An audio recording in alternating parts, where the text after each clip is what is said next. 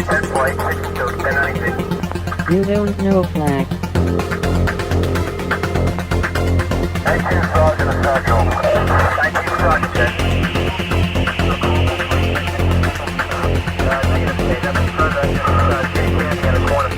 You don't know Flack.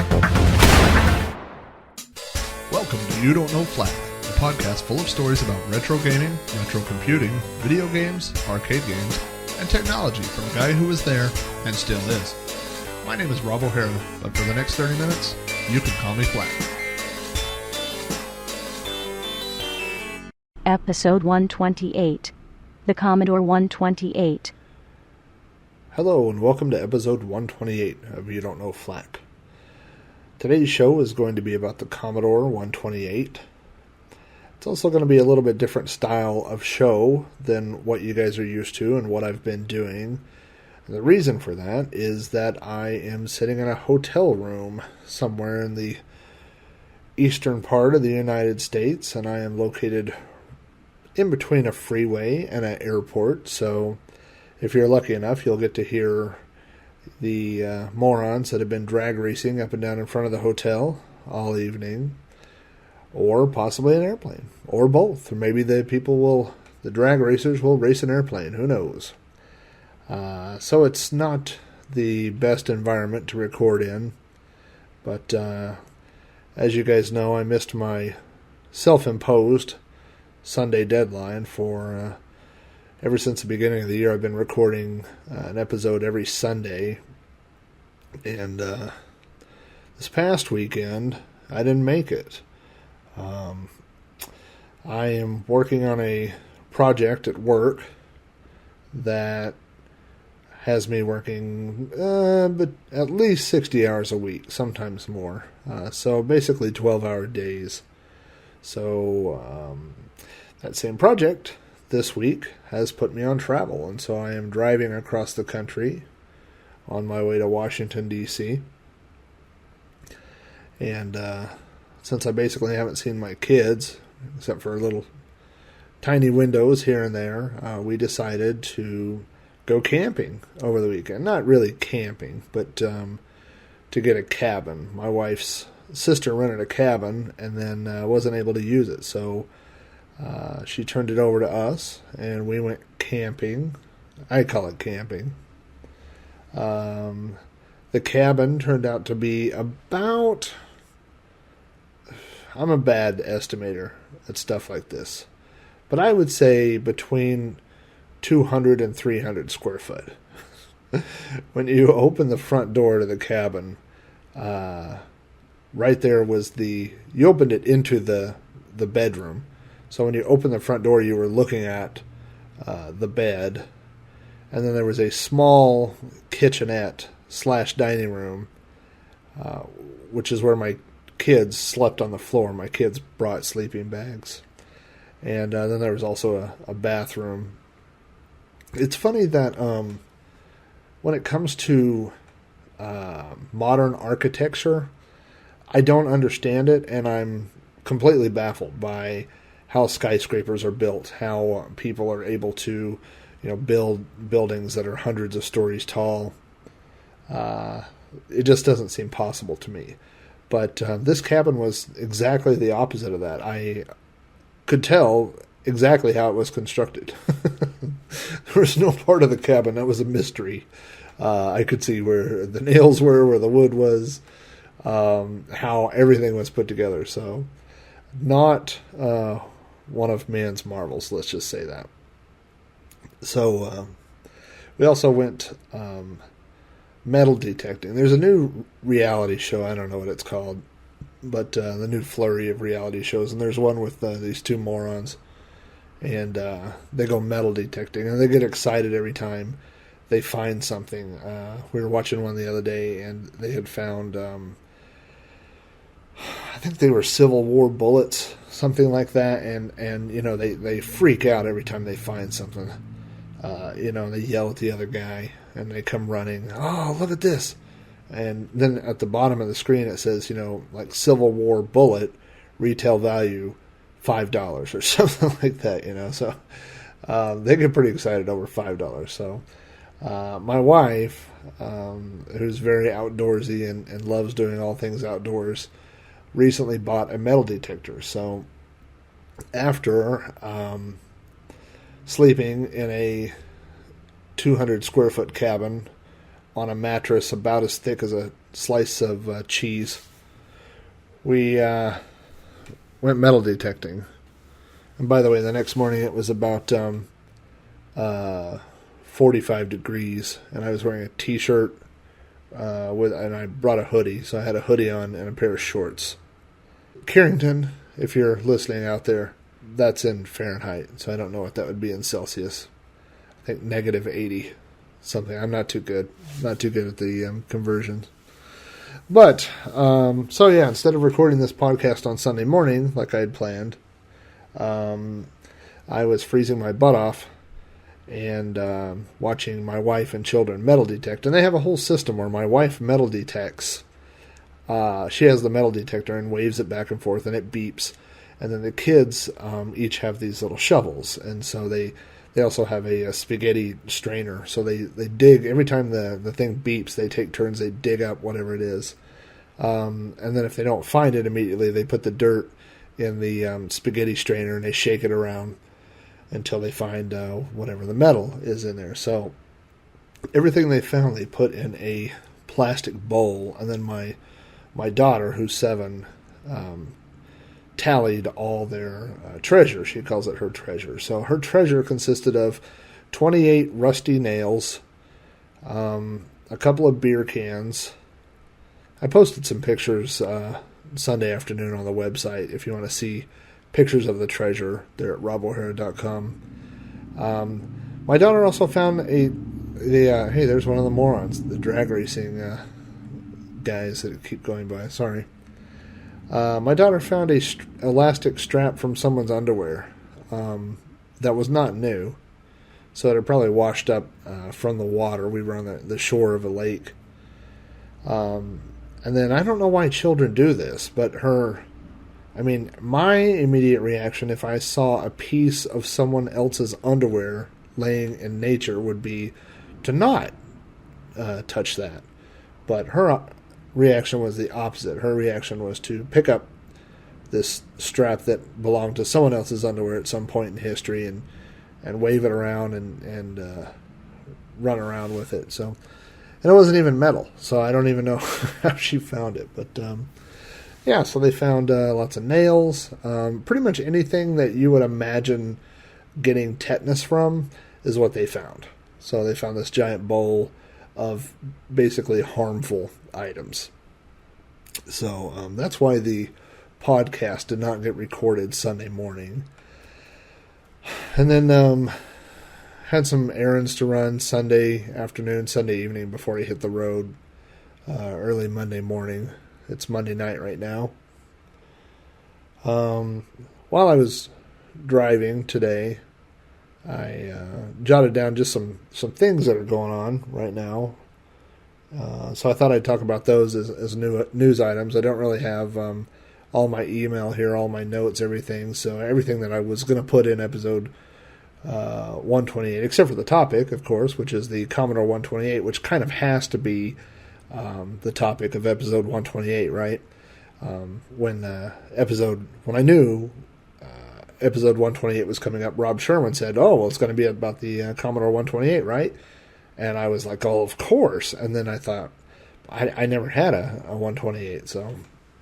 But anyway, I put together a little bit of a show. But before we get to that, let's see, what did I have on my list here to talk about? Well, first of all, there's work, which I don't talk about.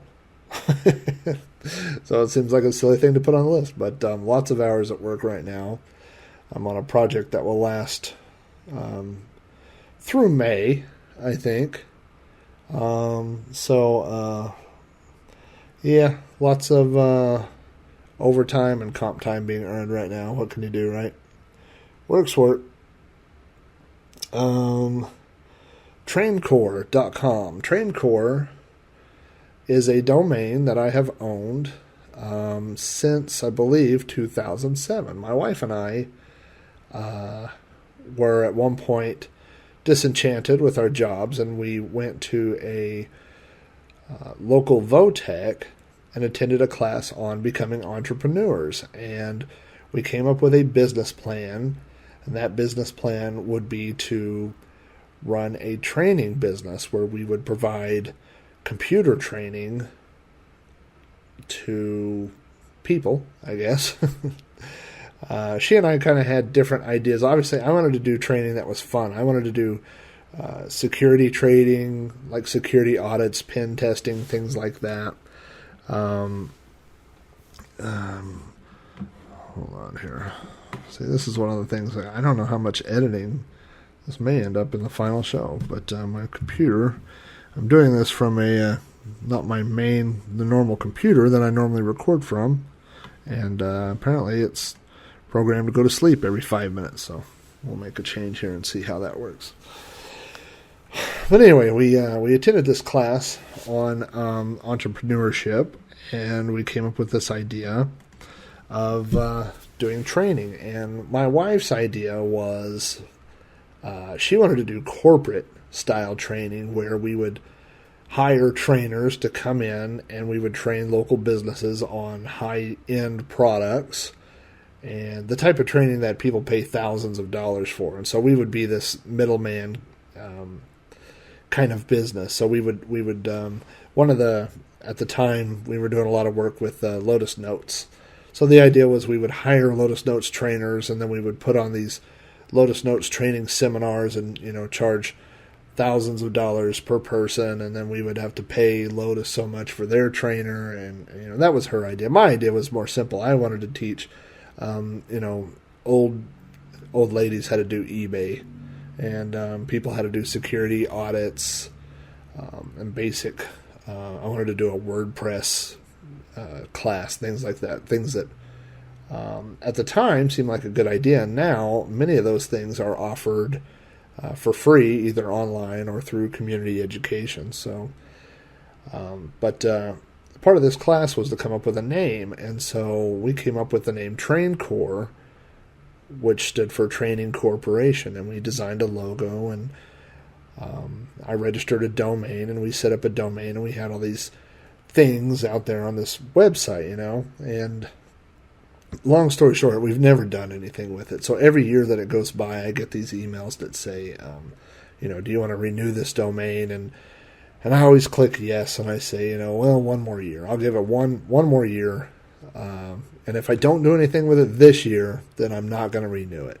And so, so I registered it, I think, in 2007. And so I first had those thoughts in 2008. And then there was 2009, 2010, 2011, 2012, and now it's 2013. And so last year I said, that's it. It's 5 years. We've never lifted a finger, to do any of this stuff. And it's not going to take off. And so that's the end of it. And unfortunately, I had auto renew set on the account. So just when I had basically put it, I think I even wrote a blog post about how that's it. We're done. I'm not doing it in the business. And then it auto renewed. So I've had it for one more year. And one thing, the only thing that I've ever really used it for is I registered a bunch of stuff I'd set up an email account at traincore.com. And since nobody knew about the domain, I only used it to sign up for things. I'd used it on things that I didn't care about getting spam, but I had some things registered to that. So last year I temporarily turned it off, and I noticed that a few things started getting rejected. So I had to turn it back on and track down. Isn't that a pain, changing email addresses? But I had to track down some things that were registered to Robblehair at traincore.com. But anyway, so the domain expired yesterday, and I let it go. I went and deleted the DNS entry, and so TrainCorp is gone. So that is so this podcast is about my dreams going to the garbage disposal. As I sit here feeling sorry for myself in a hotel room in the middle of nowhere. So yeah, no more TrainCorp. Speaking of domain names, about 6 months ago, I got this wild hair to start a game review site, and it was going to be called Sprite Castle. And it was kind of a play on White Castle. So I made a logo that looked like White Castle, but it says Sprite Castle. And I went and registered spritecastle.com. And I set up a WordPress site. And I put a couple of reviews there, maybe just like 1 or 2 articles, and there it sits. And I've done this before. I have kind of a side thing, but I have an infatuation with shelves and shelving units. I love people's displays, how they display, their video games, their home computers, their collections, whatever they collect. What kind of shelves do they put it in? I've always had shelves in my bedroom. If I had my way, my house would probably just be covered in shelves everywhere, So I set up a website a couple of years ago called Love Thy Shelf, and it's a WordPress site. And my idea was that I would reach out to everybody I knew, all these collectors, everybody, and I would say, "Hey, take pictures of your stuff, show, and we'll display your shelves." And I was going to collect like different plans on how to build shelves and do things like that. And I would also go out and search the web, and when there were, like people, I'd find articles on building shelves or, shelves that were on sale and things like that. And so I did that for about 6 months, and it got basically no readers. It had no followers. And so it's just kind of been sitting out there dormant. It's just one of those projects that you have this great idea. That's kind of one problem, I guess, with the internet now. We have such a low entry level for everything. I've got my own web server, so if I want to set up a website, you go register a domain name, it's less than $10. I go set up a name, a couple hours later, I've got a WordPress, install done, a custom WordPress theme, do a little tweaking here and there, boom, ready to go. You could launch an entire website in 2 hours. And 2 hours is not enough time to think about whether that was a good idea or not. So, maybe back when it took a couple of weeks to launch a website, maybe that was a better idea, So I really need to focus, spend some time paring down these projects. Love Thy Shelf, it was a good idea, and I enjoyed doing it, but, I think at the end of the day, do I want to be known as the shelf guy? And really, I don't, I have Review-O-Matic, which is review-o-matic.com, which was a place where I was putting all my reviews, and it was not just game reviews, but music and movie and book reviews and everything. Things that I had written for other sites, I also put out there at Review-O-Matic, and but it's like, how much time do you? I kind of came to a decision a while back. I don't know. I go back and forth. It's running a review site. It's interesting, and I like writing things, but and I like reviewing things. I think that's the journalism major in me, But on the same token, it's like, how much time and energy and effort do you want to put into reviewing other people's work when I could be writing books or articles? Or making podcasts and creating my own things, So it almost seems like during reviews, unless it's something, like a target audience or something, but, it seems like energy that's wasted that could be gone into or put into creating things rather than talking about other people's creations. So I don't know. I don't feel that way about the podcast per se. But when it comes to just a website solely about, reviewing music or whatever, I think there's more fun to be had in creating music than there is about talking about other people's music. Speaking of music, that's a good segue that just kind of happened. I recently bought a Newmark Mix. God dang it, what is that thing called? Mixtrack Pro 2, a Newmark Mixtrack Pro 2, which is a set of digital DJ turntables.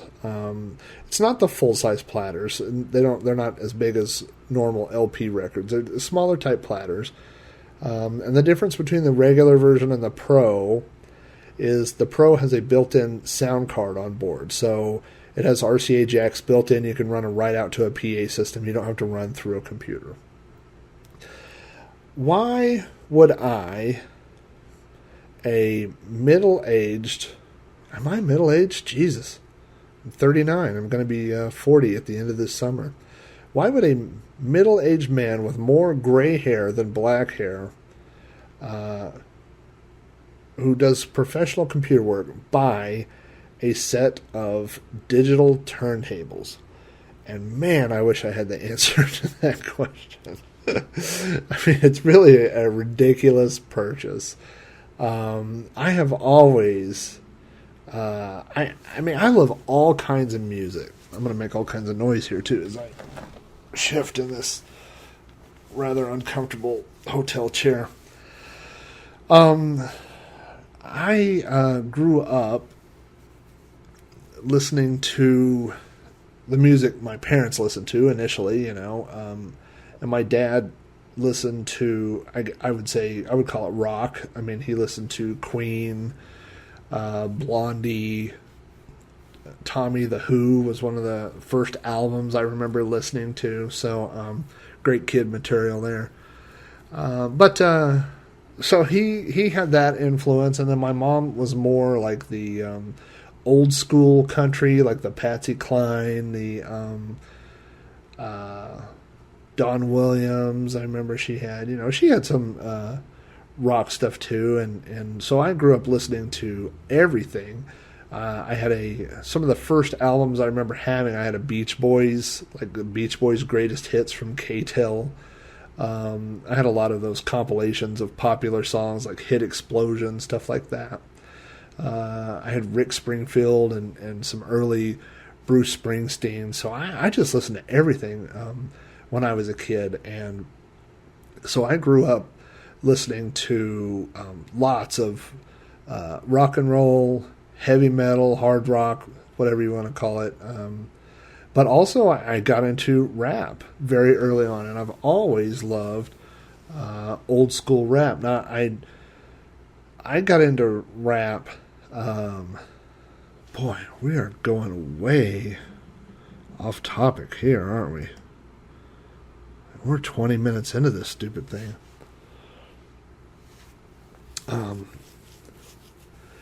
But yeah, I mean, like early Run DMC, I was a breakdance kid.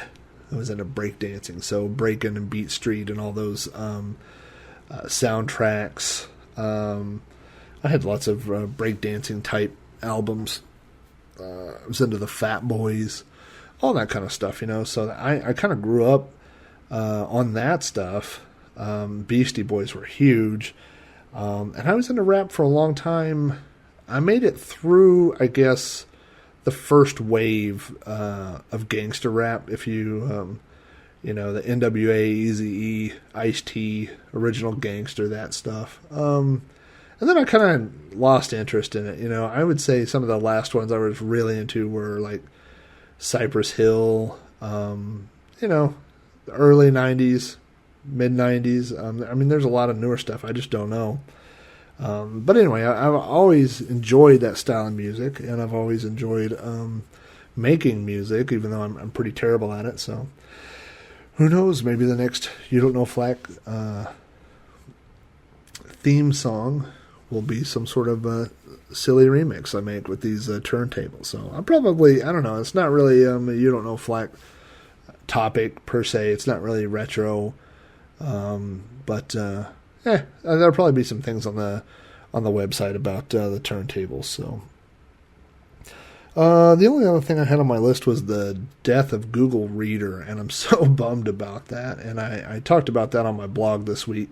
So if you're a fan of RSS feeds, which I am, Google Reader, I just loved it, and I loved the fact that since it was web-based or cloud-based, if you will, that it synced no matter what machine I was on. So if I was on my work machine, my home machine, my iPad, my phone, whatever, I could read a few articles, and then later on, if I were on a different machine, it would already know, because I was logged into Gmail, what I had read. So I'm looking for an alternative that I can host myself, which is exactly what I did when they turned off their Google bookmarks. I decided to host that myself, and I've been completely happy with that ever since, So it's not a solution for everybody, and I think there are several people right now vying. I know Feedly has said that they gained 500,000 viewers, or 500,000 new users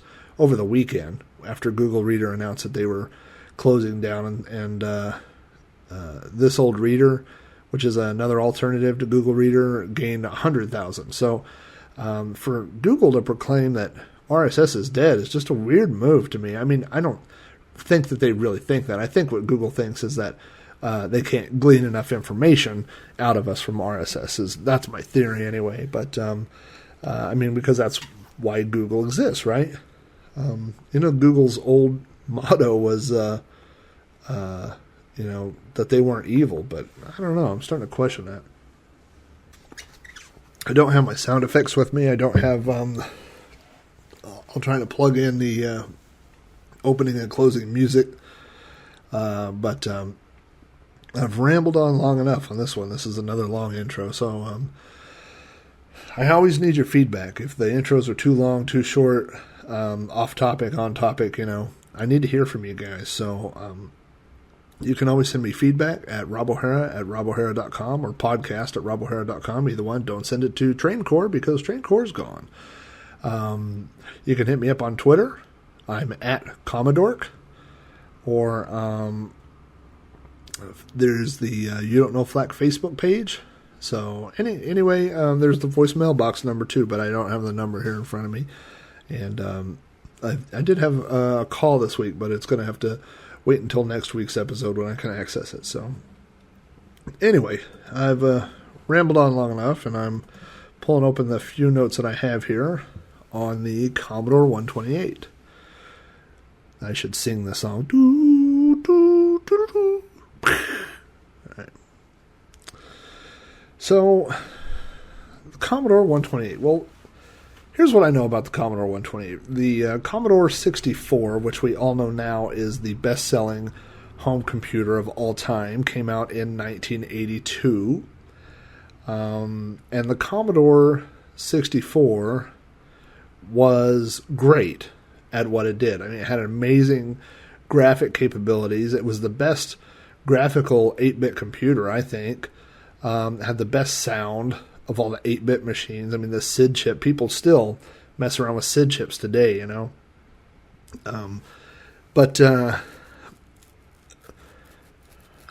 think one thing that maybe kept it from being completely mainstream in the business world is it kind of looked like a toy. It didn't look like other home computers at the time. It didn't look like, as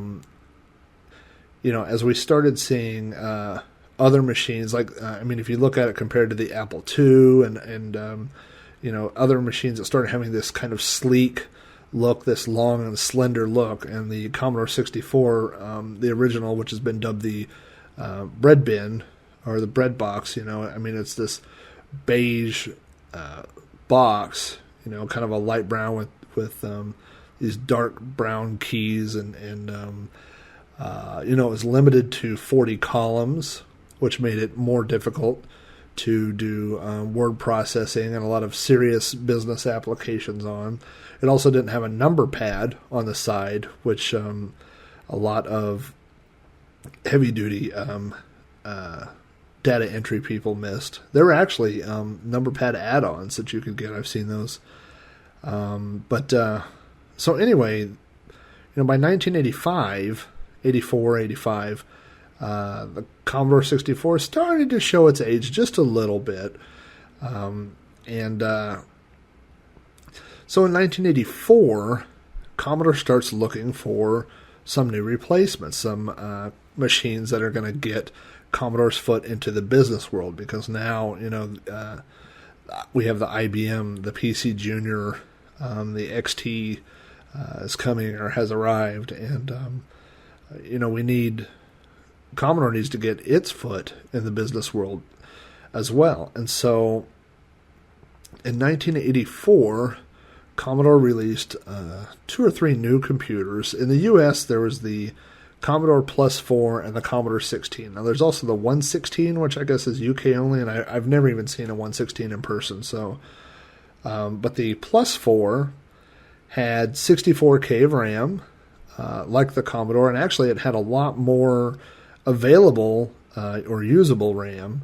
I believe it had almost 60 of that RAM, 60K of that RAM was usable. It also had built-in applications.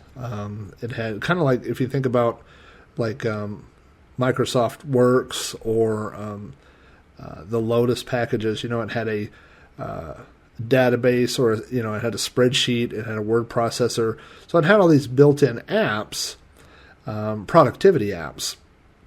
But the problem with the Commodore Plus 4, well, there were several problems, but the biggest problem is that it was the software. It didn't have a SID chip. It was incompatible with the SID, and it didn't have the ability to do sprites, which is what most Commodore 64 games use. So software-wise, it was completely incompatible with the Commodore 64, which had a huge and still growing at that time software library. So it wasn't backwards compatible at all. Now, it's over time, the general consensus of backwards compatibility has gone back and forth. I mean, in the early days, nobody thought about backwards compatibility. And then they, companies like console companies, if you think about them, sold add-ons. Like there's the add-on for the 5200 that allows you to play Atari 2600 games. The add-on for the Coleco, the Apple II line was backwards compatible, but Commodore had kind of made this leap where they had a new line of computers. There was also the Commodore 16, which when I saw the Commodore 16, I just saw a picture of it in a magazine, and it's the same mold as the 64, but it's like really, really dark, almost black plastic. It's a really dark gray with light gray keys. And it just looks badass. I mean, I wanted one of those so bad, And then when the reviews came out, it only had 16K of RAM, and I guess like 12K was usable. And it wasn't really designed to be a successor to the 64. It was more of a replacement for the VIC-20.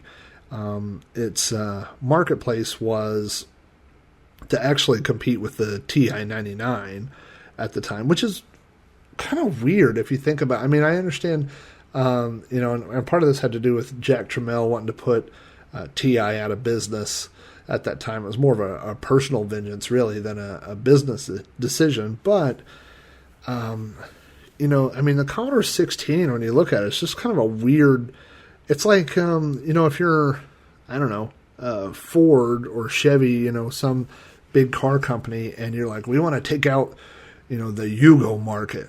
Well, who wants the Yugo market? Who wants the, $5,000 new car market? Nobody wants that. So, Yugo didn't even want it apparently. So, why they wanted to go after this sub $100 computer market is kind of weird. But so they put out the Commodore 16, which the shape, like I said, is exactly like the Commodore 64. So people assumed that it would be compatible, but it also wasn't compatible. And to boot, the Commodore Plus 4 didn't use the Atari-style joysticks anymore.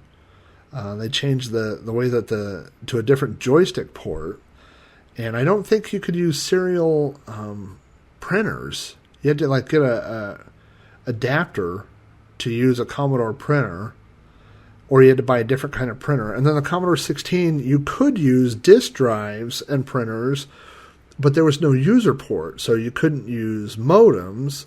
It was just a whole weird, thing. It's like they were didn't really know what to do next after the success of the 64.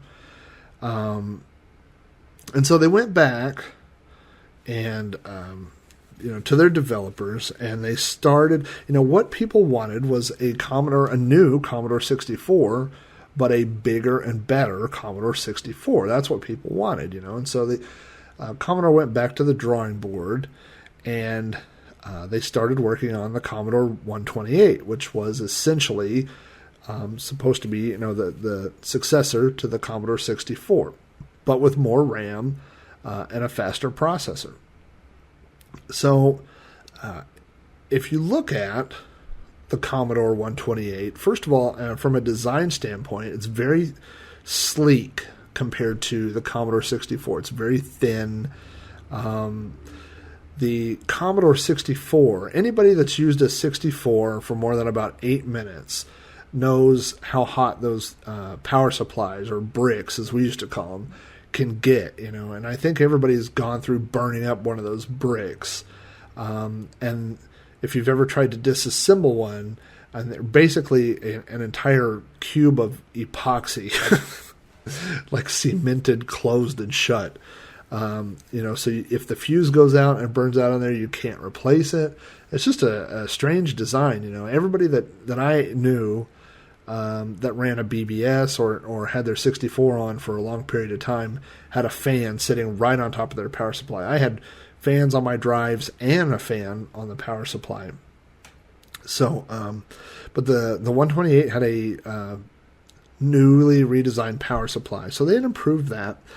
They also had originally basically put two different processors in the 128. One would be a new processor for the Commodore 128 and its new version of BASIC and all of its new abilities, the commands to use all this new hardware that would be put in there. And then there was another processor put in there for CPM, which was a alternate operating system at the time. CPM got pushed out eventually by DOS, but so you kind of had this two-headed approach, but Jack Tramiel knew why these other machines had failed, why the Commodore Plus 4 had failed, why the Commodore 16 had failed, and it was because they weren't compatible with this already large and continually growing Commodore 64 library. And so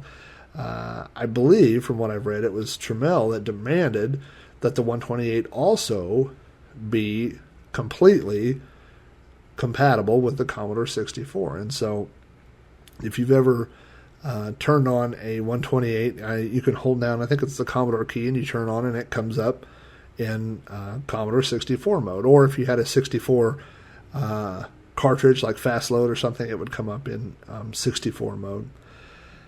So you were really getting three computers in one. So you also, with the Commodore 128, we also saw the release. There was a 1570 drive. I don't know anybody that ever owned one, but right after that was the 1571, which was another design improvement on the old 1541, which was the Commodore 64 disk drive that most people are familiar with, the big, giant, beige size of a shoebox disk drive that we all love. The 1571 was double-sided, double density, so it could actually read both sides of a floppy at the same time, as opposed to the single-sided 1541. It also had a way to detect where track 0 was, which the 1541 didn't. So every time that the 1541, the way that it found track 0 was by banging the head of the drive, which sounds like this. If I could find that sound effect, I'll stick it in there, but if not, that's what it sounds like. But that had a side effect of also knocking drives out of alignment. And the 1571 didn't have that problem. So on my Commodore 64 setup at home, which I am about 700 miles away from right now, I have two 1571s hooked up because they don't go out of alignment as easily. They're much more reliable. They're quieter. So yeah, I'm a fan of the 1571 drive. You could hook them up and use them on a regular 64 in a single side mode.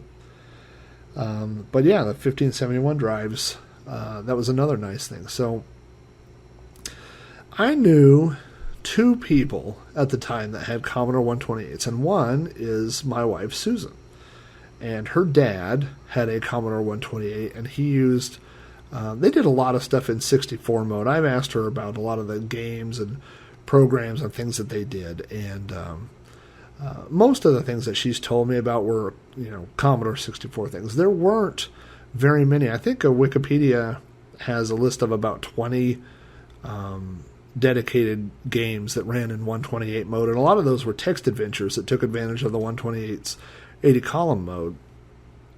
But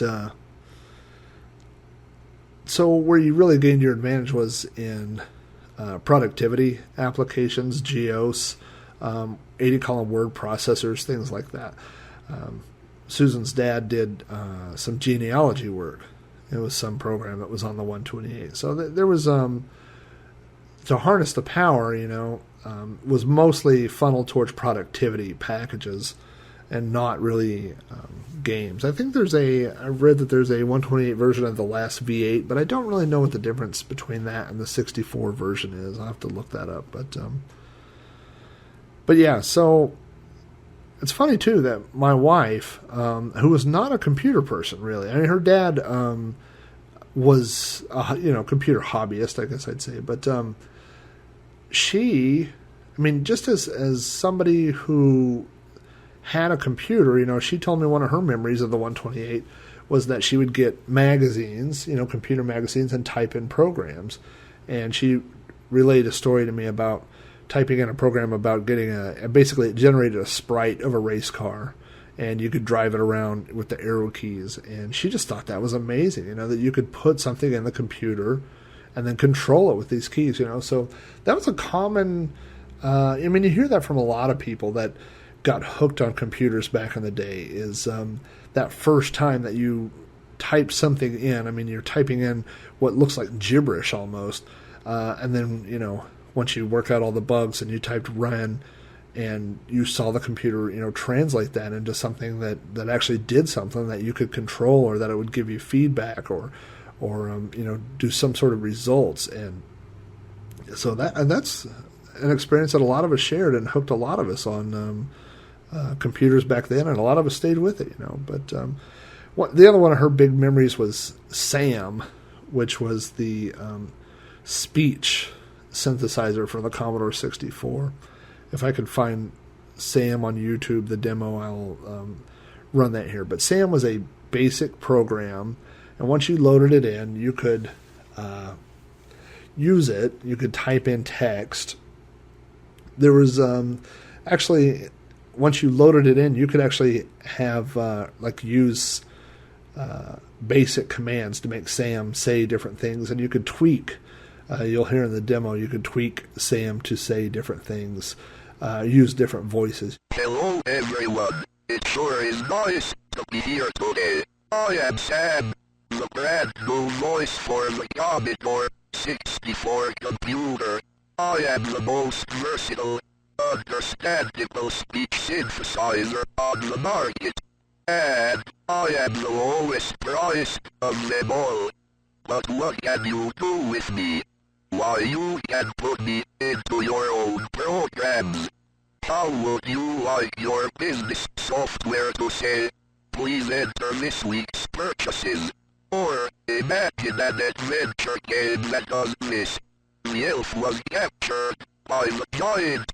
He began to cry and he said, "Oh no, please don't hurt me, Mr. Giant." But the giant was very mean, and he only said, "Ho, ho, ho." There is no limit to the possible applications of speech in your programs. Also, I am very easy to use. Anyone can add speech to a basic program. I can even talk very quickly. Listen to this one. Peter Piper picked a peck of pickled peppers. How many pecks of pickled peppers did Peter Piper pick? Wowee! That was a toughie. Anyway, you get the idea. Sam is the most exciting new product of this year. So, how about it? Won't you please take the phone? Sam is here to stay. Thanks for listening, everybody. I hope you enjoyed my little talk. You know, talk about soulmates. When and I mentioned this on a previous podcast, when my wife and I on the Nintendo podcast, in fact, when we moved in together and she was unpacking, the three things that she unpacked, the first three things were her Nintendo, her dad's Commodore 128, and a framed Three Stooges poster. And I was like, well, I think this was destiny, you know, for the two of us. But you know, there's so many people in this world that you know, people that fall in love or whatever at first sight, and you know, they have to get to know each other, and you know, maybe they don't have things in common. But when my wife and I moved in together, I think it was about a week, and she made a reference to Sam, and I was like, man, this is my girl. this right here is a keeper. But anyway, yeah. So you know, she has a lot of good memories with her 128 and her dad's 128. Her dad passed away when we were sophomores in college, but we still have his 128. It's out in the garage. It's not one that we use, and we just kind of hung on to it, you know, for sentimental value. But so we still have that 128 still out there. Also, my friend Josh, little Yoshi, Josh had a 128, and I don't remember. Josh and I weren't that close in high school, really. We kind of got to become friends after high school. But all of us, me and Josh and several of our friends, were all into car stereos at the time. And we all had these car stereos that were all terrible. I think Josh may have had the best one of all of us at the time. But, you know, so we all had these giant plywood boxes in our hatchbacks or back seats or whatever, with speakers that, you know, had been recently stolen from somebody else's back seats or hatchbacks and bought, you know, either in the school parking lot or, you know, someone's backyard or a flea market, with pyramid amps and, you know, generic and crappy wiring. But anyway, Josh had this tape called Bass Boy. It was from a guy named Bass Boy. I Want Your Bass. And so we were messing around with his Commodore 64 one time. No, 128. And he was showing me that you could actually do, you know, peaks and pokes and things in BASIC and come up with some. It was pretty easy to make music just in BASIC on the 128. So we had like made these bass lines or whatever, and I don't think we ever actually outputted it out to tape, but that was going to be our idea, is we were going to make these bass lines and, you know, record it out to a cassette tape and then play it in our stereos. But that's really what I remember about being over at Josh's. By the time I really started hanging out with Josh, we had moved into the IBM world, and Josh is the guy that really helped me. I mean, basically, what I learned about computers and DOS and software and everything really came from my dad. And Josh was the guy that helped me piece together my first PC, my first IBM. He worked at a computer store and got me the parts, and we built it at his house. So yeah. But, you know, it's funny how all these people that work in computers now and have all these history, we all go back to Commodore. I know I was listening to a podcast earlier today while I was in the car. I think it was Kevin Savitz, I think is his name. I know it. He's on my Facebook, Kevin. But he was talking about, he was being interviewed on Earl's podcast, Retro Bits. And he was saying, you know, because he had an Atari computer, he met all these other Atari users and that he has those friends. And if he had had a different kind of computer growing up, would he have had different friends? And that's a pretty deep thought, really, because like my friend Josh, like a lot of us, we met through different ways. But my friend, Jeff and I had met anyway, but we both had Commodore computers, and Andy had a Commodore computer. But those are people that I would have probably, I did meet before I knew they had Commodore computers. But my friend Justin, whose last name is Mason, whose my son is named after, I met through a BBS. Lots of the people that I talk to on a regular basis are people that I met through BBSs, So if they didn't have Commodore computers or something, I probably would have a different friend base or whatever. So that's a weird concept, a weird thing to think about. And you think about lots of things when you're driving 12 hours. So there you go. I don't think I knew most people. I didn't know very many people that had 128s, because the 128 was geared. I mean, its extra processing power was geared more towards business professionals, and the people I hung out with as a early teenager were not business professionals. So to justify the extra money of a 128, you had to have a reason to need those things, And most of my friends were into playing games and BBSs and doing stuff like that, and so you didn't really need that extra processing power, that extra memory. Now, if you ran a BBS, I know a lot of people that had 128s because they ran BBSs. In fact, a lot of them had those RAM extenders, like I talked about on a previous episode. So, plus a 128 and 128 mode, you could run the 1571, and with double-sided double density, you were effectively doubling your disk space. So that was an advantage if you were a BBS. So if the 128 was technically superior to the 64, and it was completely backwards compatible, then why didn't the 128 replace the 64? And there's a few reasons for that. And the first is that software, historically, has been written for the lowest common denominator.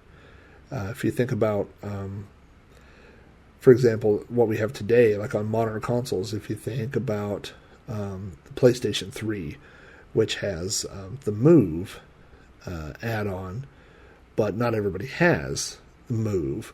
So most games don't support the Move, and the ones that do support the Move will work with or without it. I mean, there are a few dedicated Move games, but it's hard to justify putting, hundreds of thousands of dollars or millions of dollars into a new game with a very small portion of the gaming client base or whatever. So,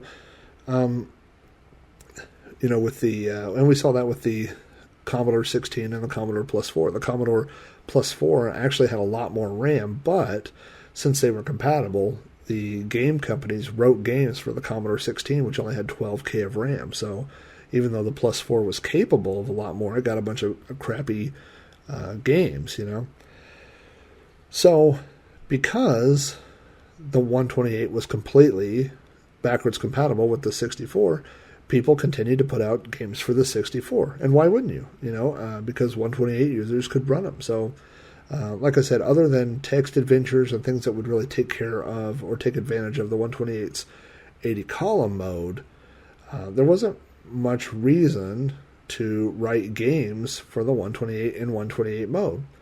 So that was the first problem. And then you get into that chicken before the egg argument. If there's no software for the 128, why would you buy a 128? And if nobody's buying the 128, why would you make software that would be limited to people that only own 128s?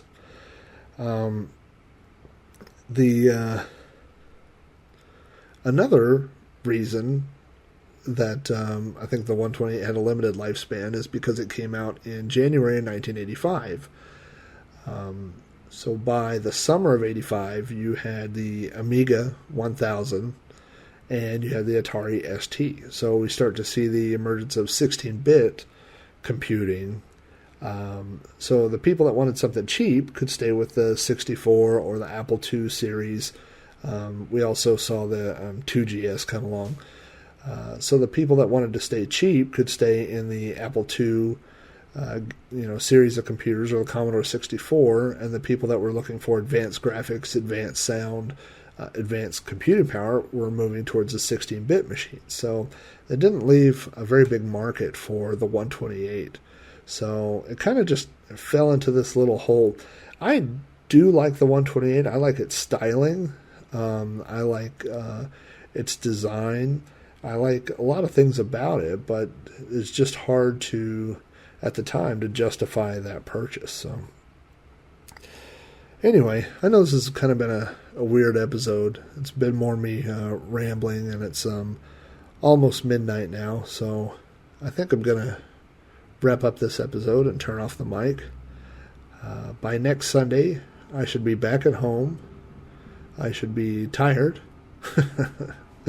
after this week, but hopefully Saturday night I'll get enough rest where we could go back to doing the old school way, the original style of the podcast. So thanks again to everybody. Thank you guys for sticking with me. Thanks to all the guys, all the other, really, since I started doing this on a monthly basis, I feel this camaraderie with all the other podcasts that I'm listening to right now. The No Quarter guys, Ferg and his 2600 podcast. Earl Green has a new podcast, and darn it, I don't have the URL. Well, it's at the logbook, but he's doing these little bite-sized podcasts that are like 5 minutes long. They're great if you want to just listen to something on the way into work, or like right when you get to work. They're just full of little science fiction facts, and they're really awesome to listen to. Doug McCoy, I knew Doug from the Retroist, and then I just listened to the Retroist the other day, and it said, Doug has his own podcast called the Found Films podcast, and Found Footage Film, sorry. And I went and looked, and he's got like 100-something episodes or whatever, and I was like, I didn't know about that, but it's just crazy that it's like everybody, it's not competitive at all. The only competition would be is trying to make the best product you can, and in that sense, this episode has surely failed. But it's like everybody is plugging each other, everybody's supporting each other, so I think that's really cool. I really appreciate everybody who plugs my podcast, and I hope we can all help each other,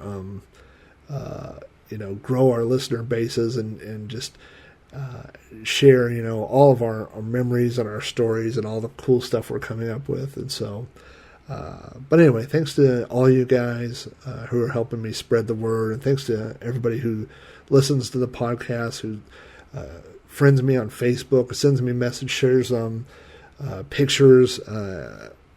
Eric, who just sent me a bunch of pictures of his retro room at his house with all these Commodore computers and stuff. So cool, And that's the coolest thing about this podcast is you just, I'm just this guy with a microphone and a computer, and I just talk about crap, and then that word gets out there, and you meet all these new people, and you meet cool people with cool stuff. I just love that part of it. So anyway, that's all I got. So thank you guys for hanging in there with me, and we'll be back next week with episode 129. I don't know what the topic is yet, but I got a couple cool ideas in the background. So thanks for listening again, and we'll see you next week.